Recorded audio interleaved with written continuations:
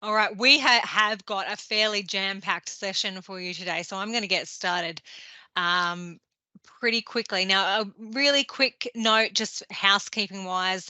Of course, if you want to take yourself off mute and ask a question, have a chat, clarify something, really happy for you to do that. Because we've got quite a few detailed slides to go through, if you can pop your question in the chat or leave it until the end, unless it's a really simple one, we might end up answering your question as we move through the slides. So if we can leave some of that discussion until the end, that will just help us keep on track.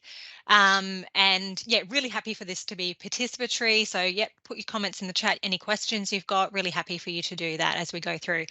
Another thing to mention is that we will send you a post-event email, and you'll get the slides in that post-event email and some resources that we think may be useful to you. So don't feel like you need, because there is a lot of content in this session, please don't feel like you need to be writing all of it down because you will get the slides at the end. Okay. Well, I'm going to introduce myself and my colleague Amy. My name is Stacey DeCalmer, and I manage sector development here at the Queensland Council of Social Service. We do a broad range of sector development activities here, and we've been working for quite a few years with the Department of Youth Justice, Employment, Small Business and Training to support community service organisations to utilise the fantastic opportunity of Skilling Queenslanders for work. So you may have attended some of our tender writing workshops previously. We do also do an introduction to Skilling Queenslanders for work, and on the QCOS website, which we'll link this in the post of an email that you receive, we have quite a few different resources available to organisations who are looking to submit an application for Skilling Queenslanders for work. Now, because we've been doing this for many years and establishing relationships with those regional offices for many years, we've been able to get some great feedback about the ways that Skilling Queenslanders work applications might be strengthened. And we know that the use of data is something that some organisations sometimes there's a challenge, because data can be a little bit scary, particularly if you don't have particular expertise or training in this area. So this is something that we talked to the department about tailoring a particular workshop to support the use of data in your proposals. So that's a bit of context of where we've come to today. And in a few weeks, we're also going to do a project planning webinar, which is separate to this, but also to support your Skilling Queenslanders for Work application. Now, before I hand over to Amy to do a quick introduction of herself and her skills and what she brings to this session, I want to acknowledge that I'm on the land of the Yugambeh speaking nation in the south side of Brisbane, just on the fringes of Logan. I want to pay my respect to their elders, past and present, and thank them for their continuing care of this land. Of course, that acknowledgement extends to any First Nations people on the line and all the beautiful lands that you are sitting on across the state today. I'd also like to say that QCOS really strongly supports the Yes campaign in the lead up to the referendum, and we really welcome the invitation to walk alongside First Nations people for a better future for all of us. We look forward to seeing a successful referendum followed by Makarrata and treaty. Now I'm going to hand over to Amy, who's going to be very modest about herself when she introduces herself. She brings a lot of expertise to this particular session, has been really the person who's been able to put a lot of the meat on the bones as far as this session goes. So Amy, would you like to introduce yourself before we get through into the PowerPoint? Yep. So hi everyone. Really lovely to be here with you all today. Thanks Stacey for inviting me to speak at this webinar. So Stacey's already done a wonderful acknowledgement of country, but I also wanted to acknowledge that I am on Yuggera and Turrbal land, and I'd like to acknowledge our First Nations colleagues and friends online with us today. So yeah, my name's Amy Dellett. I'm the data and reporting analyst in the research and policy team at QCOS, and I coordinate our research and evaluation network webinars and our online forum. So perhaps some of you may have joined us for one of those webinars before, or if you haven't, you're more than welcome to join us at one of those events too. So another part of my role at QCOS is around data capability. And so that is both internal to QCOS, but it's also supporting our members and the community sector to use, analyse and understand and make meaning of all things data. So I've previously worked in roles across Queensland Health in the Health Statistics Centre and also Queensland Treasury at the Queensland Government Statistician's Office. And then I've also worked in community sector, working with Aboriginal and Torres Strait Islander community controlled organisations in the use of their data systems and quality improvement initiatives. So my knowledge around data access and use of data, particularly open data and publicly available data, I draw on these experiences in those settings to be able to provide data support to the sector and some guidance on where to find data and how to use it. So often I've found people in the sector are really keen and passionate about the use of data to build an evidence base around their community and their work, but they don't often know where to find data or how to use it in a meaningful way. I'm sure many of you are online in roles where your day-to-day work is not using data. So I really just wanted to reassure you today that you don't need to be a data analyst to work with and understand data. Today, we're going to look at some really basic figures and numbers and percentages, and then how to translate that into something meaningful. And the way I like to think about that best through that process is to be a bit of a data investigator. So basically what we're going to do is we're going to look for data clues and then dig a little bit deeper to find even more information.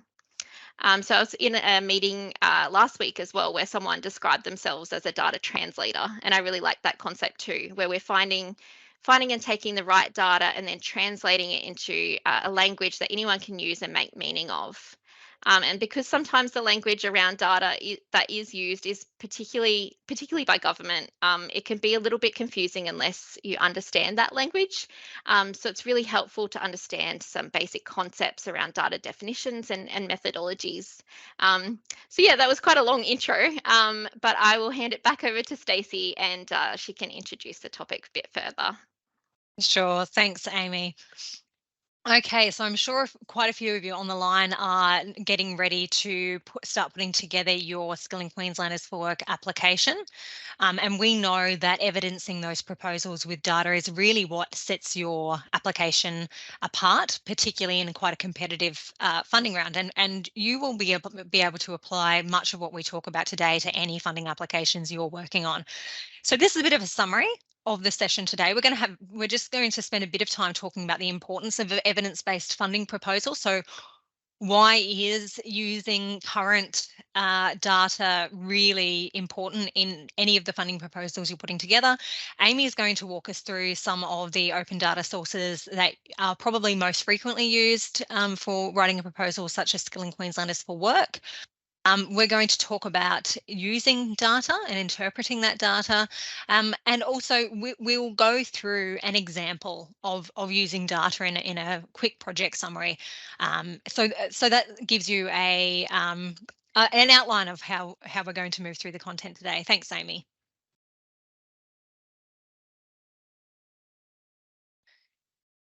So why is data so important? Data helps you identify the problem and create an accurate theory for solving it. And we know that many community-based organisations across the state know their communities really well. And anecdotally, you have strong ideas about what solutions would suit your community and what kind of Skilling Queenslanders for Work projects would be really valuable in your community. Now, data is what helps us get really specific about the problem and the possible solutions. Thanks, Amy. So you know your community really well. You have great ideas about what will address the problems that you're seeking to solve. However, what data does is it helps us evidence those ideas so your funders feel really confident about how they resource community projects. Data takes your project proposal from, oh yeah, this sounds like a good idea, to, Oh, this is a really compelling proposal and we should resource that. And that's really where you want the assessor reading your proposal to get to, and as they're reading through your proposal. Using relevant and current data supports the case that you're trying to make, and it shows the funder that you really understand the specific issue you're trying to solve with the funding proposal, and that you have a good understanding of the group that you're seeking to engage. And that's really important for Skilling Queenslanders for Work, where we through these projects are providing wraparound support to specific cohorts. Now, using data also gives you a really great baseline against which you can evaluate your project. And that's particularly if you engage in similar work over multiple years. We know that some organisations delivering Skilling Queenslanders for Work projects are doing so year after year because this is a long-term funding initiative. So if that's the case for you, the use of data will really provide you a great way to show the impact that your organisation has over time. And lastly, it's really important to use data in your project idea development because it ensures that you don't get caught doing the same thing year after year where the problem may have changed. So if you think about how much the workforce landscape has changed over the last 5 years, you will know that Skilling Queenslanders for Work project ideas that worked really well 5 years ago, they probably need some significant tweaking now in 2023. Thanks, Amy. Hmm. So we have a look at the selection criteria for Skilling Queenslanders for Work. What are the questions that the proposal really needs to answer? So we're going to hone in here on selection criteria too, because this is where I think most of you will be pulling data to evidence your answer. So in this particular criteria, you really need to be speaking confidently about the project's capacity to provide short-term, long-term benefit to the community.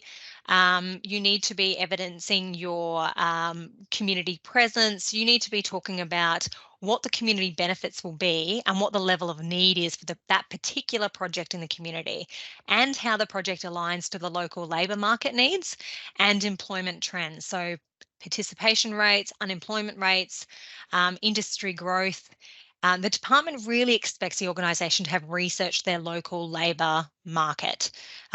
And for a lot of community-based organisations, your day-to-day expertise lies in knowing your cohort well, being able to deliver really quality community services. And so analysing and talking about the labour market in really specifically may not be something that you're used to doing. So this is why we need a little bit of guidance with using data in this part of our proposal.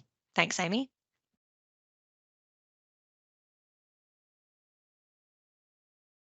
Okay, so we've put together a little scenario. It's not a complex scenario. We've tried to keep it fairly simple so that we have time to step through some of the data that we would use to evidence this example proposal. Okay, so what we've come up with is this. A community-based organisation who primarily delivers services to young people in Mackay has a good sense of what's going on for young people in their community and feel that delivering a Cert 1 in construction through the Work Skills Traineeships program would have value. Okay, so if you're familiar with Skilling Queenslanders for Work, you'll know that there are 8 programs under the whole initiative. So you might be looking at Work Skills Traineeships, or you might be looking at one of the other projects under it. Regardless, the selection criteria stays the same. So for this organisation to evidence their project idea, they need to be able to articulate a few things here. They need to articulate that the demographic of 15 to 24 years is in their community, that there are young people who are not engaged in school or employment in their community, and that filling positions in the construction industry is a need in Mackay. So now I'm going to hand over to Amy, and she's going to step you through some of the data sources that this community organisation would be able to use to evidence these particular things in their project proposal.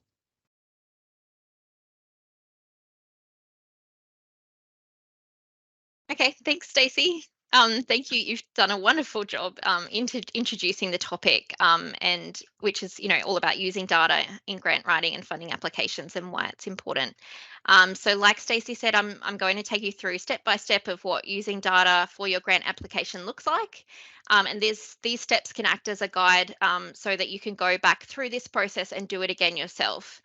So this is meant to be a really hands-on and practical session to show you how to find data from reliable and credible sources, and then using it in a meaningful way in your applications. So I also like to think of this process a bit like a puzzle. So we're trying to draw on lots of different puzzle pieces, which are the different data sets, and we're going to work out the puzzle, pulling it all together into something meaningful. And a completed puzzle at the end is your grant application. So it's also important to remember that data and the publicly available data in particularly that we'll be drawing on will only give you some pieces of that puzzle. It's not going to give you everything. So there will be other pieces of the puzzle, like your local knowledge of your community and the context of the setting, your project planning and all of the work that's currently being organised with your organisation. And then this provides substantial evidence to pull your application together and to articulate the need and the reasons why your project is important. So with all of this in mind, I think it'd be really great to revisit that project idea scenario, and we can address some of the questions by going through it step by step to use the data to support your application. So for this example, I mapped out this approach that I would take generally when someone approaches me with a data request, and what I would use to answer a lot of questions like this one. So there are really 4 steps in this process. So the first one is understanding your geography. The second one is then understanding the population, which is generally referred to as the denominator, and then understanding what you want to measure, which is your numerator, and then summarizing all of that in a really succinct way in your application.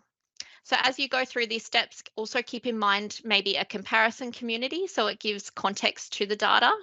And in the slides, I've used Queensland as the comparison, but you may want to look at similar sized communities or communities of surrounding regions or communities that are showing good outcomes that perhaps you can look into further as to why that may be the case. So you really want to look at the data within your region and then try and compare that to drill down to smallest area geographies available. And so you can get the most richest information to make some really good evidence-based and informed decisions and comparisons.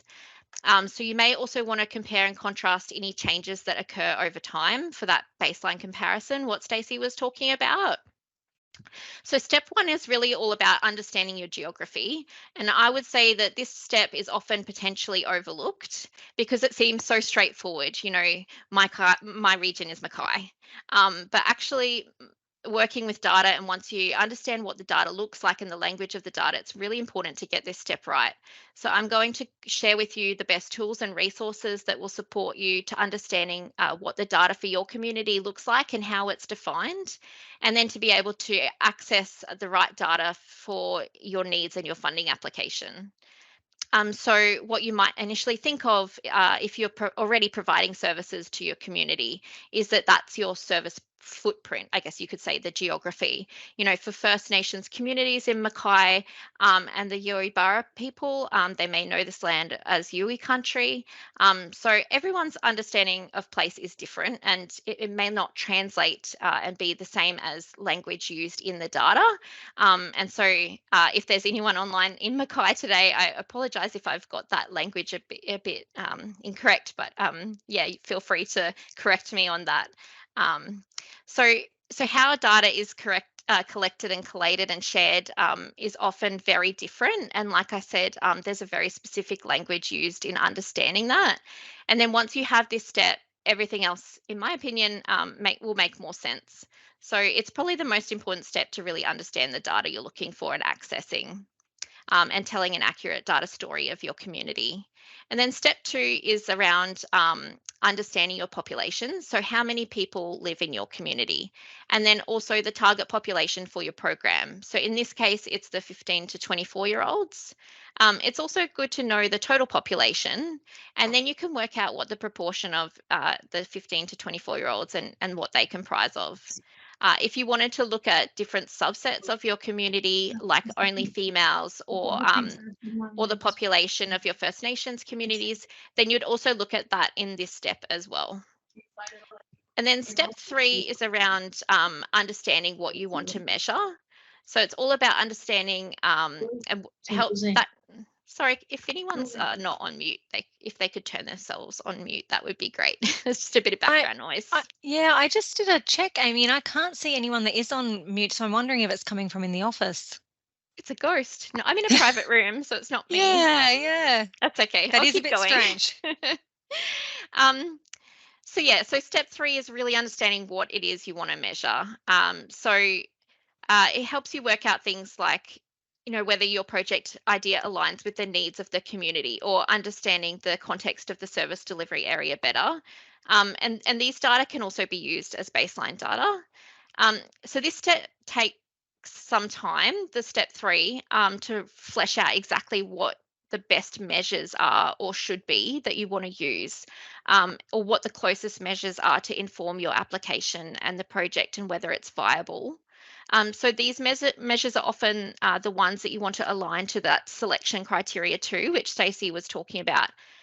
So the 4 most relevant measures that we came up with are this learning and earning, or learning or earning, and the labour force and unemployment, and job seeker and youth allowance, and then also industry labour market projections. There were other measures that we considered, but chose not to include in this example for various reasons. So, for example, vacancy rates by occupation. So that's only really available by broad geography region. So, for example, like Central Queensland. There's also a measure that's called NEAT, which some of you may be familiar with. It's called NEAT. So it's young people not in education, employment, or training. And so these are considered disengaged from work or training. And that's AIHW data, but I could only find that data by remoteness, so I haven't included it here because it's not really available at a small geography level. So of these measures, they're not going to be available always for the particular cohorts that you want information for. So not all data is provided for further disaggregation, for example, breakdowns by age or gender or Aboriginal and Torres Strait Islander status sometimes. So my advice is just really to try your best to pull together the data that is available and note any limitations with data availability, or look at other potential measures that may be able to be used as a proxy for what you're going to want to measure. And step 4 is all about really summarizing the data in a succinct way. So I've included here, that might includes descriptive statistics, tables and charts, local understandings and knowledge, and that service level information. So I'm going to now walk you through the steps and start some demos. So the first tool I'm going to show you is called ABS Maps, and ABS stands for the Australian Bureau of Statistics. So I'm just going to pull up my first link there. So hopefully you can all see the ABS maps on my screen. And so this is an interactive map that displays up to 2 boundaries at a time, and you can zoom in and out on a particular area. And so you can also search for a region or code name, or search for a street address. So maps quickly gives you a sense of the size of each geography, and allows users to make informed comparisons between boundaries. And this is really where you get information that will help you be really specific about your community. So I'm just going to show you how to use the tool really quickly. So I'm going to search Mackay and press enter, and it comes up with Mackay in Queensland. And then that shows as the black dot. And if I click on there, there's a way to also show the different regions as well. So what we're looking at for these examples is regions that are defined by the Australian Bureau of Statistics. And there's various regions which will help you identify community data. So the ones that I would suggest using are local government areas, which you may be quite familiar with. There's also statistical area 4s, 3s, 2s, and I'll go through a bit more detail later in the presentation about that. But to show you how to use the tool, I would just select local government area. And then if I scroll out you can see then the geography of Mackay there. And if I click into that black dot again, it comes up with that information. So it's telling me it's a local government area and the name of that local government area is Mackay. It seems quite straightforward, but then in the slides, I've got some examples where it's not that straightforward. So it's really good to know how to use this tool and how to deep dive into the different areas of interest. And just one other example I can show you is the statistical area 4. So I've selected that as the boundary now. And if I click into it, it'll tell me now that the statistical area 4 is called Mackay Isaac Whitsunday. So the naming and the naming of that geography is different. And also when you zoom out, you can see that it's quite a large geography. So it's actually bigger than what the local government area was. And if you're interested in comparing between the two, you can select a second boundary. And that's where it really becomes useful for understanding how geographies work. And all of the language of data is really captured around this work. So you can see here that when I click in this region, it's the SA4, and then it's the local government Mackay. And this region, it's a different local government area now. So the blue outline is the local government area, but the red outline is the statistical area 4. So you can see within this statistical area 4, there's actually 3 local government areas. So hopefully that kind of makes sense. And I'd really encourage you to explore that tool further, because I use it all the time personally. It's good when you need to know about a community and how it's defined. I think this is particularly useful, Amy, for those larger regions in Queensland where, the needs of somewhere like a community in Bowen, for example, is going to be sometimes different to the community in Mackay quite specifically. Absolutely, yeah. This slide just gives a bit more detail about that language that I was talking about before. So it gives you a sense of what the geographies look like. It really unpacks those concepts a bit further. And so I think we've shared that link as well for you to refer back to this if you need to. But it's really just kind of a way of visually understanding how geographies are captured by government, and then that informs what data is available. So again, generally, I would suggest focusing on the statistical area 2, which is a small area geography, generally about like a suburb level, and then statistical area 3 and statistical area 4. Local government areas are considered non-ABS structures, but they do provide data, and data is regularly provided based on local government area as well. So I suggest those. Data is also often provided at the postcode level, but there's various issues in using postcode data. For example, like sometimes postcodes go over into other states and territories, and some of them can be really, really large postcodes. So I would suggest generally avoiding postcodes where you can. So this just gives you a bit more of an understanding, really visual way of looking at those different geography structures. And I like this one because you can really easily see the difference between what they look like. So local government areas for Queensland, there's about 80. For statistical area 4s, there's 21. Statistical area 3s, there's 84, and statistical area 2s is, that really smaller level geography, which is 548 in Queensland. So in our Mackay example, like I said, the community data that I would focus on is this local government area, the statistical area 4, statistical area 3, and then statistical area 2 when the data allows for it to be.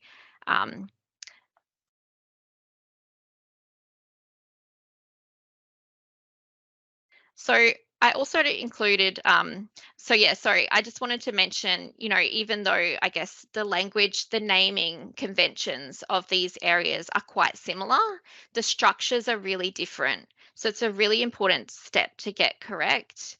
like I just showed on the previous slide, the example of Mackay and the different geographies. And so this is a different example for Roma, for example, when I searched for Roma and it came up with the local government area is this region, but the statistical area 4 is this region, which is a lot larger. The statistical area 3 is getting a bit smaller, and then the statistical area 2 is actually the same as the local government area in this case. So previously in the Mackay example, the statistical area 3 actually matched the local government area. So yeah, I guess it's just really important to understand the differences, and that really impacts what your data looks like and how you use it.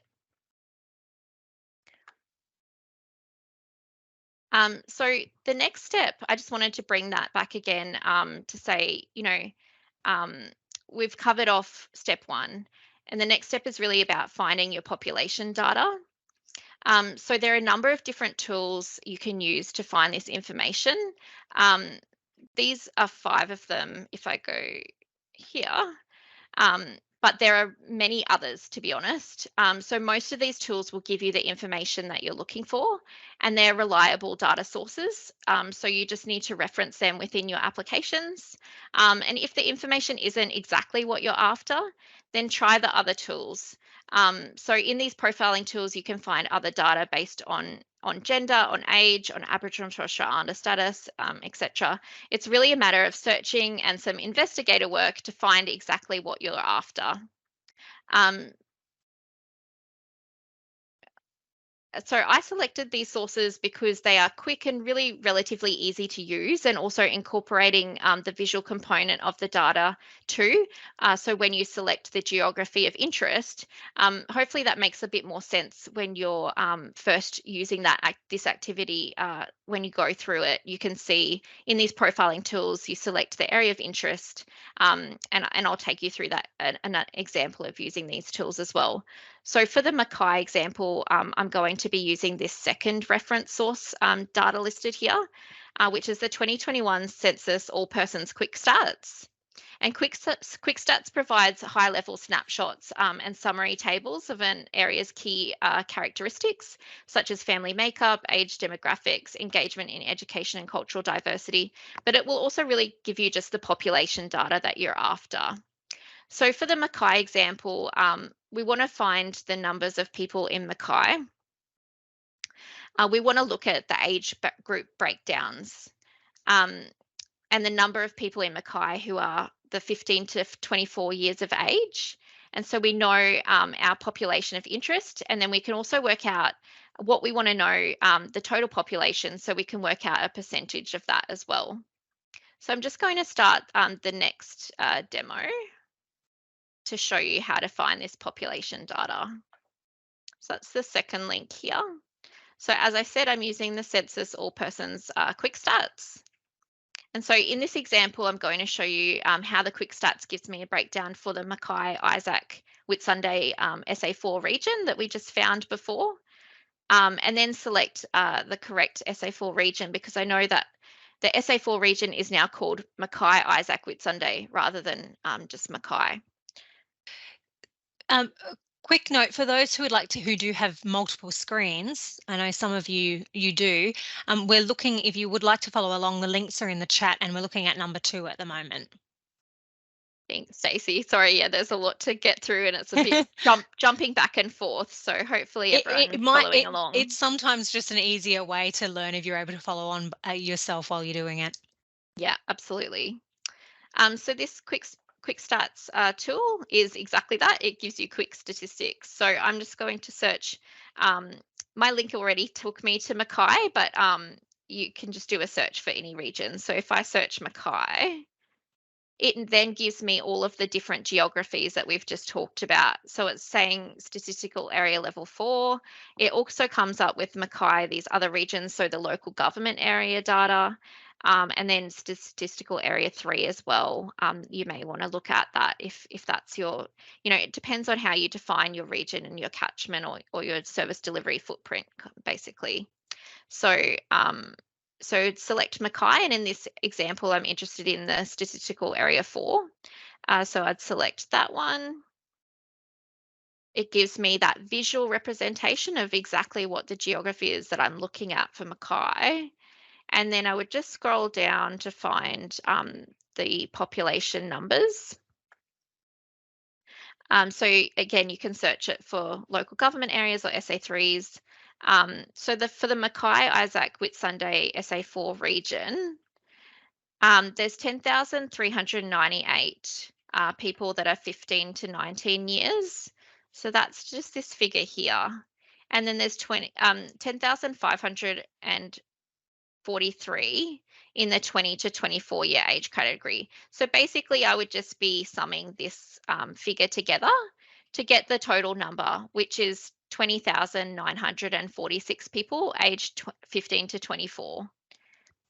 So that's your population of interest for Mackay.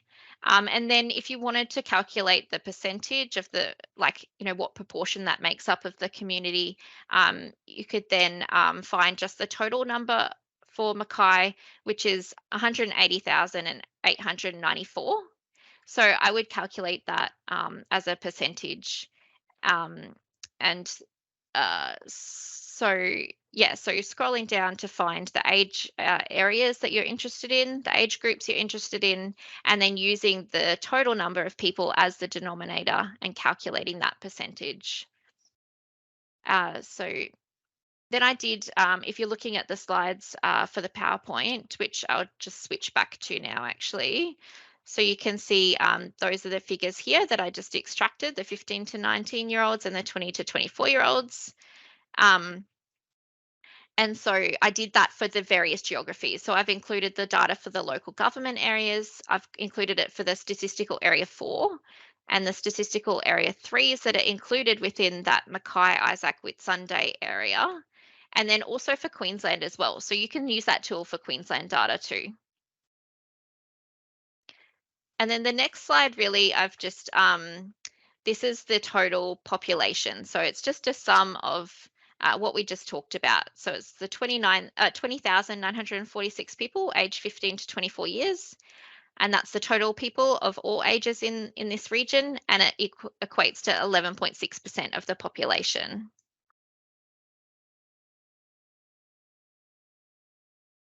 So we're up to step 3 already. So what I wanted to measure, and remember, the 4 indicators that we're looking at here, particularly of interest. So the learning or earning, the labour force and unemployment, the job seeker and youth allowance, and then the industry market projections, labour market projections. And so then this is where we want to put our investigator hats on again and look for some clues. And so there are a number of different tools that you can use to find this information. So these are 5 that I've selected to be the most relevant. And again, we're going to share these in the chat. But yeah, I've found that these ones are the most relevant to what we're looking at here. But I guess it really depends on what your project is about and what you're looking at and the questions that you want to answer. So for these 5, we're going to look at the Public Health Information Development Unit, which is FIDO, for learning and earning data. And then we're going to look at Jobs and Skills Australia, which are the labour market maps and analytics dashboard overview. We're also going to look at some job seeker payment and youth allowance data with these 2 sources. And then finally, we're going to look at Jobs Queensland as a source where they've got their data portal and Explorer. And that's to look at the industry labour market projections. So the first measure we're going to look at is earning and learning. And we're going to look for the number of young people engaged in learning or earning, so in school or other education or employed, and then also the proportion of young people engaged in learning or earning in school or other education or employed. So for each geography or community that we're interested as well. So we're going to look at it for local government areas, we're going to look at it for the SA4 and Queensland as well. So finding this data is relatively straightforward, although it took some time to work out exactly what the correct indicator would be that we wanted to measure around learning and earning. And really that gives us clues that help us, and then often, look at the data dictionaries is a really helpful way to kind of understand the data from the data source, and that it pretty much outlines exactly what's being captured. So for the learning and earning indicator, the best data source that I found was is quite relatively easily to use is the FIDO dataset, which is published by Torrens University Australia. And I do really like this data source because it's easily accessible, and the data documentation for this product is pretty good. So I'll take you through that demo now. So this is the third link here. So FIDO has a number of workbooks available for the whole of Australia, but it's really nicely broken down separately by state, so we can look at Queensland data only. And we want to look at the population health areas spreadsheet or link here, as well as the local government areas. So what I'm going to look at first is the local government area data. I'm selecting the local government area drop-down menu, and I'm going to select Queensland. And so this gives me the results in a spreadsheet. So it's already come up learning and earning, which is exactly what I want. But if you don't know where to find or how to navigate the data that you're looking for, there's a topics page, and there's also this table of contents. So here I'm searching in this table of contents. I'm going to find, I'm just going to type learning. And that comes up with the learning and or earning topic. And I'll just click on that, and it takes me to the correct tab that I'm interested in looking at. So what I want to do here, so this is by local government area. I'm going to search for Mackay to make it a bit easier for myself. So I found Mackay, and it gives me the learning or earning at ages 15 to 24, which is exactly what we want. It also tells us in this example the population data, but we've already got that number anyway, but that's there as well. So people aged 15 to 24. And then it tells us the percentage who are learning or earning at ages 15 to 24. So for Mackay, there's 11,786 people who are learning or earning in Mackay, and the percentage is 82.1% of people aged 15 to 24 years learning or earning, which means approximately 17.9% are not. Then we can look at the same data for Queensland. So in this same spreadsheet, we can scroll down and find this Queensland data. And we find that 83.7% of people ages 15 to 24 are learning or earning. And so these are really similar percentages, which made me then wonder, what about the other geographies? You know, can I find any more information or clues about this indicator? So if I go back to the FIDO page, which is here, I'm going to select this population health areas and select Queensland.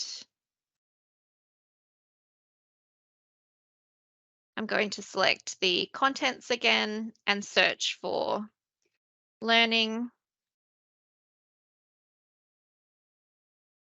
And it will take me to that correct spreadsheet. And then I'm going to search for Mackay again.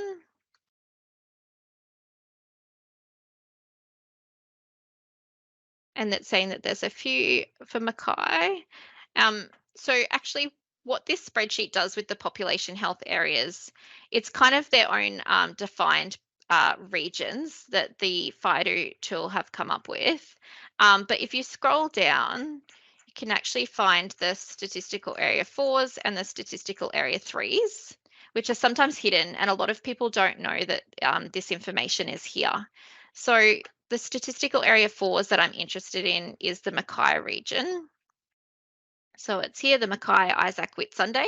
We can see that there's 3 SA3s in that area. So there's Bowen Basin, there's Mackay, and there's Whitsunday. And so it's saying basically for the Mackay SA4, there's 80.1% learning or earning, whereas in Bowen Basin North, there's 7.1%. And in Mackay SA3, there's 82.1%, and in Whitsunday there's 82.0%. So really the meaningful information here is that about 10% less of the 15 to 24-year-old cohort in Bowen Basin North are learning or earning. And so we keep this in mind and then we move it on to the next measure. So just, keep that back into your mind. I'm going to jump back into the PowerPoint presentation now. And so we've got all of this information that we're interested in. And then we're going to now look at the labour force and unemployment data. And I'll just start that data source demo now for you. So now we're jumping over here. And I've had this open for a little while, so I'm just going to refresh my screen. This is the joys about doing a live demo. So this data here, we're interested in the labour market information. So we're going to navigate to the sheet and go key labour market indicators. And this tool will give us some really good information on unemployment rates and youth unemployment for our cohort of interest. So on the top left of the screen, we're going to select state, which is Queensland. And then it will give us a list of all of the SA4s in Queensland. And I'm going to select the SA4 that's of interest, which is Mackay. And so this will give us a number of key information data points of what we're interested in looking at. So the unemployment rate for Mackay is 4%, which is here. And then the youth unemployment rate is 5.5%. And we can compare that to Queensland. So Queensland is 8.2%. So we can see that Mackay has a lower youth unemployment rate, but also a higher overall unemployment rate of 4% compared to 3.6%. Then we can also look on the right-hand side here, and it gives us further like small region area data. So it has what we're going to do. So these are all of the SA4s in Mackay, Isaac, Whitsunday, because we've selected that region. And then we're going to sort by unemployment rate as a percentage. And it tells us that Mackay has a really high unemployment rate of 8.4%. And then there's Moranbah, which has 0.9%. So this tool really gives you an idea of the variation within your community. And it's really good to draw out, those differences of different regions within that context. So keep in mind that this data is released monthly. So even when I was collating the slides for this presentation, the new data was released, so I had to go back and update it and include the most up-to-date data. So yeah, just keep in mind, but this tool does seem to be updated really regularly, and it's by Jobs and Skills Australia, so it's a good data source to know of. The next data example I'm going to look at is youth allowance and job seeker. So these are the next two links on the slide. So I'm going to just show you very briefly because I'm aware of the time. We are running out of time. So there's this one, which is a monthly data set, and it includes statistical area level 2 data only. And then the other link is quarterly data, which is local government area data. So with the quarterly data set, the latest available data is March. If I scroll down here, you can see that there's March data available. I think the next lot of data should be released soon. So you can click on that and click on the link there, and that will download the data file that you're interested in, and you can navigate to the local government area. So for March 2023, I might just search for Mackay again, sticking to our example. And you can see Mackay local government area is this one here. And we're going to scroll across and find the relevant data for job seeker and youth allowance. Scroll across here so you can see 4,215 payment recipients on job seeker, and then the youth allowance there's 430. If you're unsure of what these data definitions are, so for example, there's youth allowance other and then youth allowance student and apprentice, it's really good to go into the data descriptions and scroll down, and you can find and understand the differences between those different payments there. So the local government area data is a little bit more friendly, I guess I would say, because it's in a format where you can easily navigate. The DSS data for SA2 level is quite difficult because it's a small level data. It doesn't necessarily map to a statistical area level 3 or 4. So in the notes, I've suggested you could potentially access our community data profiles that we've just released this week. And so I think Stacey is going to share them in the chat. But you can go into our profiles and you can go under looking for Mackay. And in here, we've mapped out, because we're looking at this data regularly, it gives us the statistical area 4, as well as the breakdowns for statistical area 3 and statistical area 2s. So we've kind of done all of that data work for you. But again, this data is released monthly, so just be mindful that it can potentially be out of date quite quickly. But we're happy to kind of talk you through that a bit more if you need some support in using this data. So for this example with the job seeker and youth allowance, you can get data for the Mackay SA3, the Bowen Basin North, and the Whitsunday, and it's really drilling down into really small area level data. So I'm just going to go back to the slides now and see where we're up to here, because I'm really kind of rushing through these to allow some time. So that's this slide here. We've gone through the job seeker and youth allowance data for LGAs and for SA4s and SA3s and SA2s, and there's also Queensland data for that as well. And then the last data source we wanted to look at is this Jobs Queensland data portal and Explorer, and that will give us the industry labour markets and projections.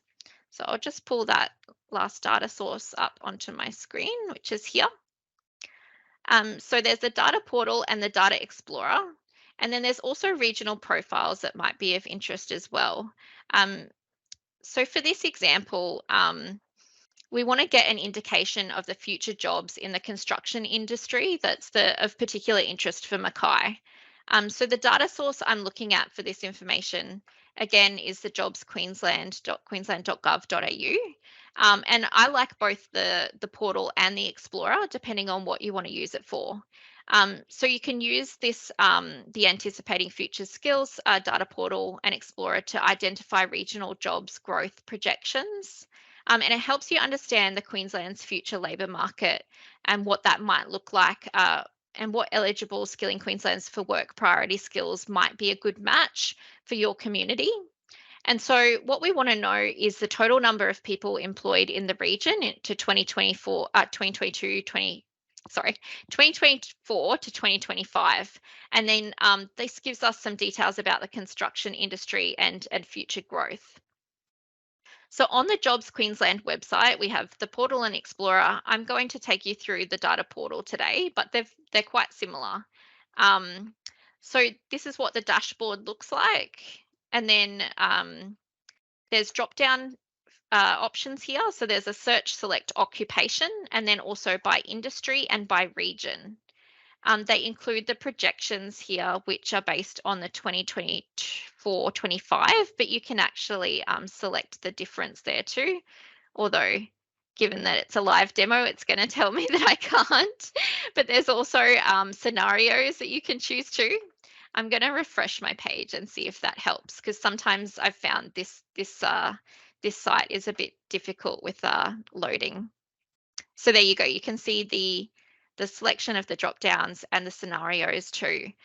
So there's 3 different scenarios in the modelling, and that includes scenario 1, which is exploring technological change. Scenario 2, which is around examining the impact of increasing interstate migration with a declining proportion of working age population. And also investigating the impact on employment if the price of coal and oil iron ore fall by 50%. So they've kind of come up with these scenarios based on, practical future scenarios. And there's links to the methodology on the Jobs Queensland website too.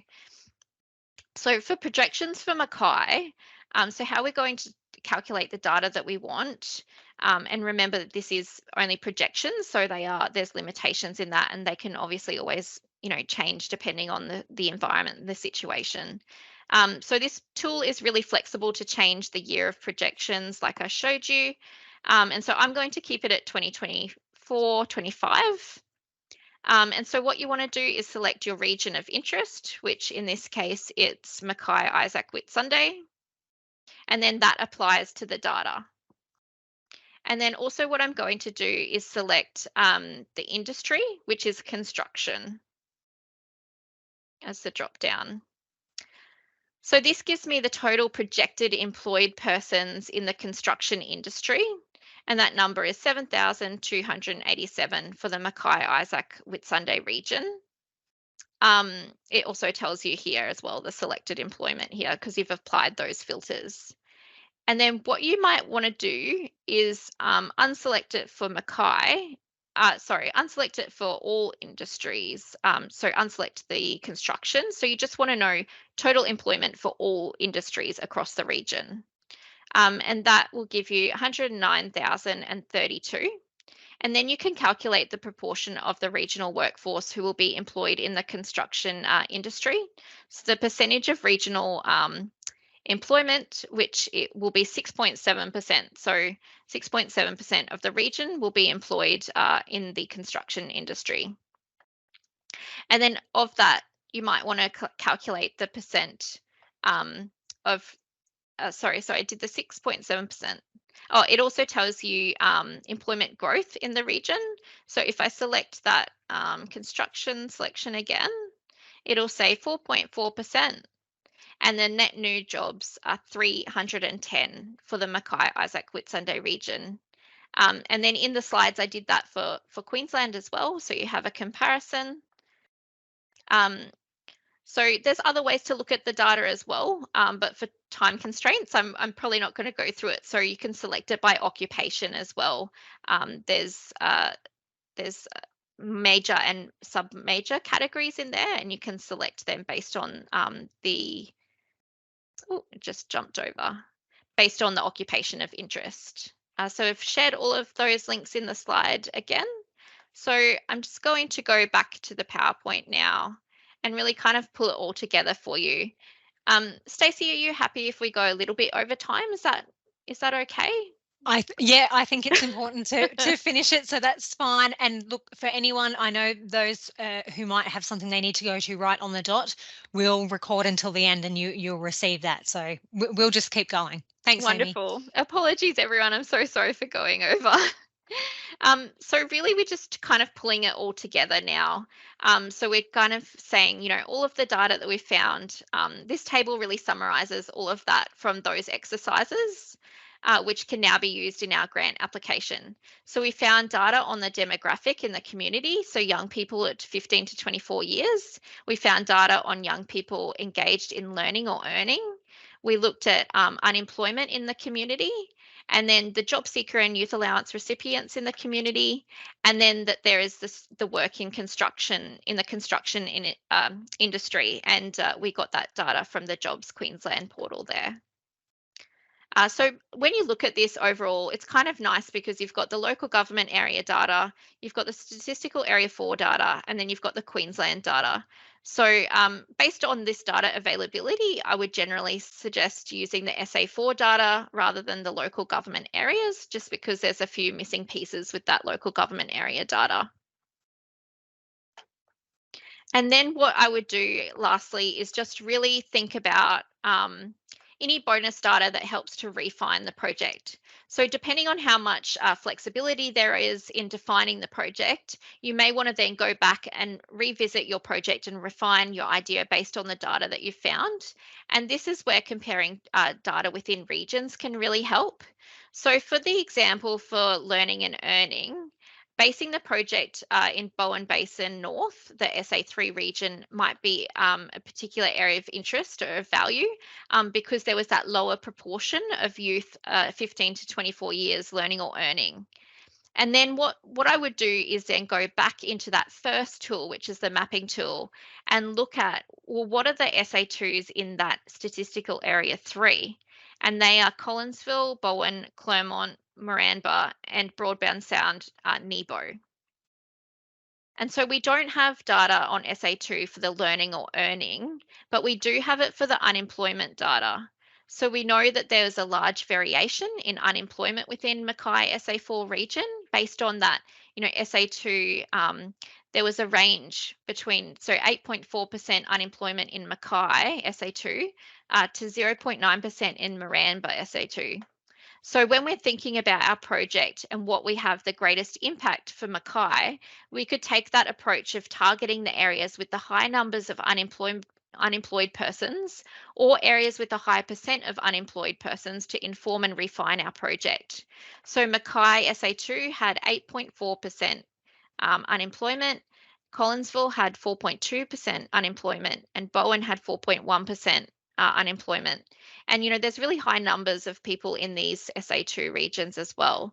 So if I was designing a program in the region, and I'd be targeting these 3 areas in particular, because of the high numbers of unemployed persons and the high unemployment rate in the region, as well as Collinsville SA2 and Bowen SA2, because they have comparably high unemployment and low proportion of youth also learning and earning as well, because we know this from this SA3 here, the Bowen Basin North SA3 region. I mentioned at the start also that we could look at current vacancy rates by occupation. So available, that they're only available by broad regions. So if you wanted to explore that further, then that might also provide some additional information and clues. So that's really summarizing, I guess, everything that we've found today. And then the 4 steps, this slide should look quite familiar now. It's a reminder to do the last step. So once we have all of this data, then what do we do with it? And so it's all about summarizing the data in a succinct way. So the very last step, we're going to summarize the data. So we can say that there's 20,946 young people and aged 15 to 24 years living in the Mackay Isaac Whitsunday region, and they make up about 11.6% of the region's total population. There's 16,769 young people aged 15 to 24 that are engaged in learning or earning, which is 80.1% of the 15 to 24-year-old cohort in Mackay. However, this varies within the region, with 7.1% of youth learning or earning in the Bowen Basin North SA3 compared to 82.1% in the Mackay SA3. So all regions within Mackay have a lower percentage of youth learning or earning compared to the state average of 83.7%. The unemployment rate in Mackay is more than the Queensland rate, which is 4.0% compared to 3.6%. And there's a large variation in unemployment within the Mackay SA4 region, ranging from 88.4% unemployed in Mackay, the SA2, to 0.9% in Moranbah SA2. So it's relatively low youth unemployment in the region at 5.5%. However, youth unemployment has increased from 1.8% percentage points from 3.7% in June 2022. Additionally, there are 465 youth allowance payment recipients and 5,235 job seeker payment recipients in Mackay in that SA4. And the construction industry in Mackay Isaac Whitsunday is projected to grow by 4.4% to 2024-25, making up 6.7% of the region's total employment and creating 310 new jobs. So yeah, I'm going to hand it back over to Stacey, who will explain, how this all relates to the project, the original project idea, and the grant application. Thanks very much, Amy. We've all been on a huge number journey with you. And look, this is how we would suggest you could summarise that information in your response for selection criteria. And just a reminder for that criteria, which is around servicing community and industry needs. It really wants the funder is asking you to talk about what the project will achieve, what the community benefits will be, and what the level of need is for that particular project in the community, how the project aligns to that local labour market, and the employment trends. So this is a suggestion, and I won't, in the interest of time, I won't read out the whole slide, but when you receive the slides, you'll be able to read how we've actually incorporated the data that we found today through the session into this criteria response. Now, keep in mind for Skilling Queenslanders for Work, you do have a character limit when you're inputting your response into the portal. So you will need to keep in mind how much you write about it, but this is our suggestion of how you could put together a response. Thanks, Amy. Okay, so these are some of our top tips. There's a lot here. Look, I think our key message here is not to be fearful of data. Data can be really useful to you, and today's session might have evoked a few different reactions for you personally. You might have looked at this and gone through this and felt a bit overwhelmed. Please sit with that for a little while. We will be sending you some resources to help you out. You can watch back the webinar as many times as you like. And you've got all the links that are there that you can follow through, and you can rewatch Amy on the screen and go through all those profiles yourself on your own browser, and have a bit of a play around. But once you do get more familiar with using data in your proposals, it does become easier and easier. And I think probably one of the most satisfying things for community organisations using data in their proposals is feeling really confident that the project they're putting forward is absolutely a need in their community, and is likely to be successful because you have done the hard work in establishing the evidence before you put the proposal through. So have a look through the presentation and the links that we send through to you.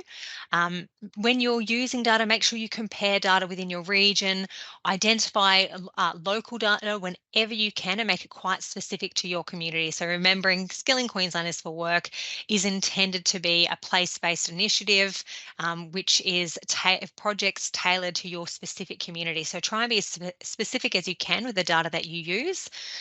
Compare data across your regions and compare changes over time.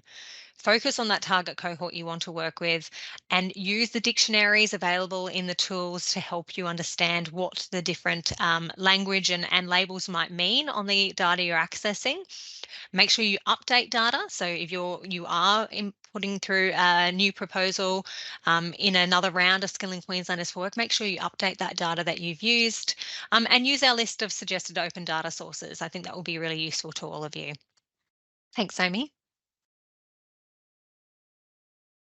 So I thought I'd just really briefly mention our research and evaluation network. So that's the network that I coordinate, and I've just got these links available. So our research evaluation resources, if you're interested in data and using data and how to work all of this out and have support using data, you can look at all of our research evaluation webinar recordings that we've previously hosted. We've also got a YouTube playlist. And then I also included a link for the Data Hub, which has those community data profiles that I referred to today as well, that our QCOS have built and designed and available on our website now. There's also I thought relevant, a writing a grant webinar that's coming up on the 31st of August, and that's what you need to know about ChatGPT. So if you're interested in using ChatGPT as a different way to support you in your grant writing, there's an event there as well. And there's your project planning as well webinar coming up, Stacey, on the 4th Yeah, of that's right. September. We'd love to see any of you there who are interested in how you can apply some project planning principles to your Skilling Queenslanders for Work project. And I've also got a data visualization boot camp coming up in September, and that's going to be a three-part session. So session one is looking at data presentation best practices. Session two, there's data storytelling principles, and session three is about communicating impact and purpose with data. And so you can register for that three-part series as well, which is coming up in September. So that's all from me today. Did you want to close off, Stace? Yeah, sure. Thanks very much, Amy. Thanks for all of the work that you put together, putting all of that information together. We've got a poll on the screen now to see how you found the session today. Yeah, thank you, Sue. Now, Sue said, I think I need to attend another meeting. Absolutely. Please keep coming back and chatting to us about data. We do have a few different sessions that you can attend, and we will be sending through that comprehensive post-event email. So once you do develop this capacity within your organisation, you will find it easier and easier to use data in your proposal, and it will really serve your organisation well to build that capacity internally. So please keep coming back. Thank you very much for your time today, and I hope you enjoy the rest of your week. Thanks, Stacey. Thanks, We'll just everyone. thanks, Amy. We'll just leave that poll up as you're closing out. Thank you, everyone.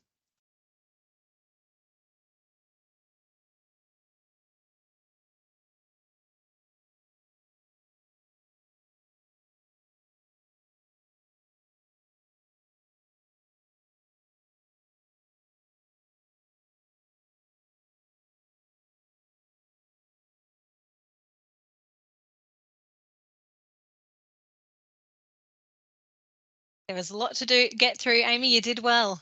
Hard to go through all that content in 1 hour, isn't it? It really is.